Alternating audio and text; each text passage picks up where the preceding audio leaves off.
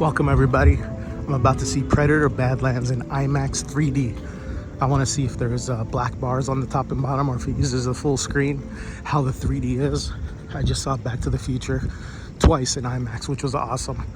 But hoping for some great action and great 3D. And I've only seen the first Predator, which I love, with Arnold. I want some great action.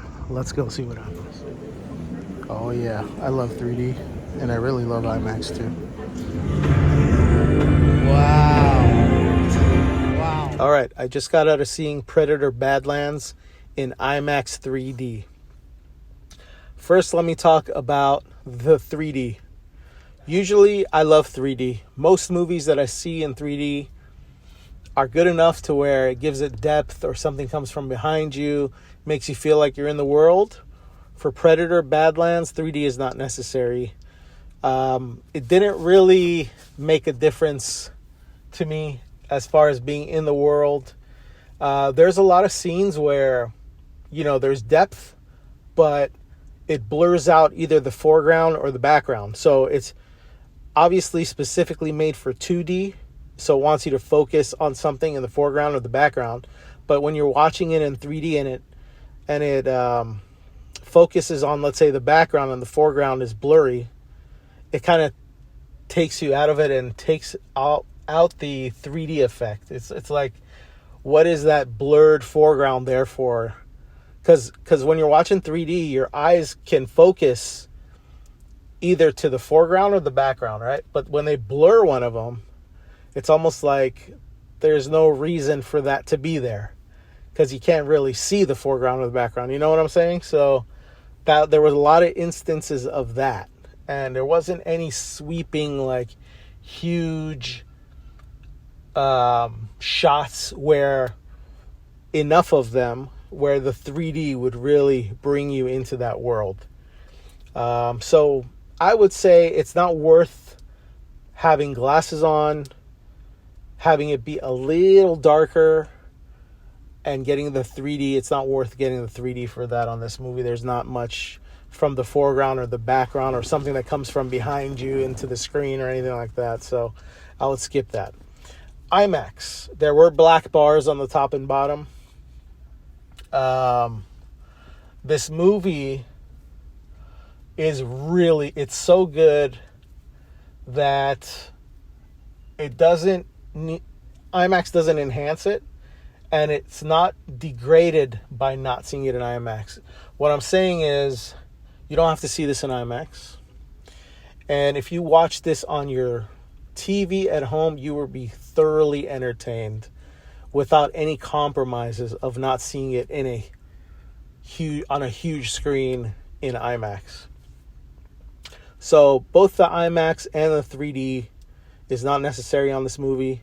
Most movies I see in IMAX, even, I say, yeah, it makes a difference. Like, for example, Back to the Future, they shot it in almost IMAX format. There was barely any black bars on the top and bottom. It was non-existent on an IMAX screen, so it filled the whole thing. It enhanced it over a regular theater screen, a movie screen. So, but, I mean, if it doesn't make a difference to you as far as the money, how much you got to spend, or if you have like AMC A-list where you can go see a movie in premium formats, I would go see this in IMAX, but I wouldn't see it in 3D.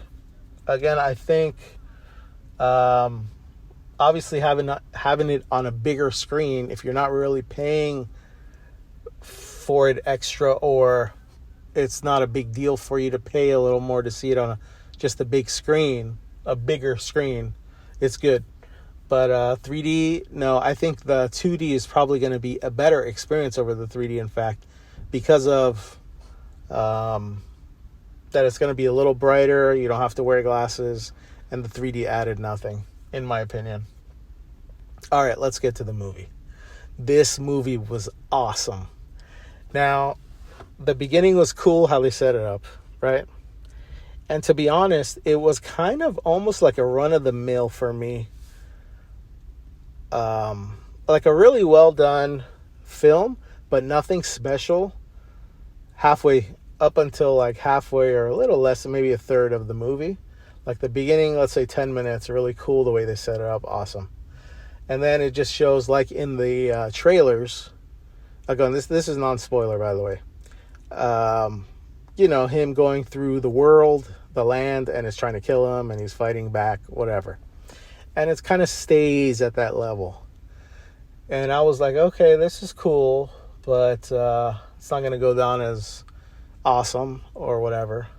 And then halfway through the movie, there's a switch. There's a change up. There is a heightened thing that happens. And it makes this movie, raises it into the stratosphere of awesome. And what happens in the action and what they're trying to accomplish and what's going on. I do a lot of comparisons to James Cameron movies where they just keep getting better and better and more grander and more action as it goes on. This was like that. It gives you more and more. It gives you a lot for your money.